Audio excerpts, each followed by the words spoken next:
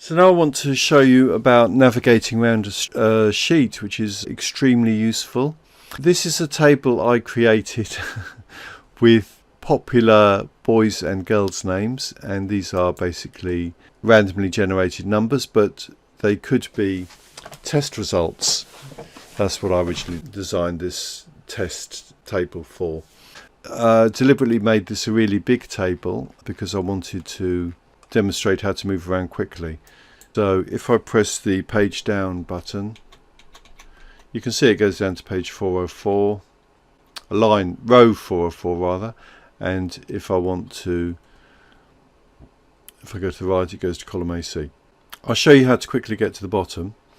So if you go to the top of a list of items, then if you press the word end on your keyboard, just tap it and then down arrow. Then it just goes straight to the bottom. And then end up to go up.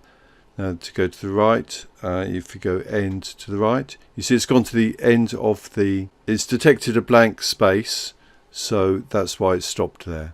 So it just goes to the end of the table.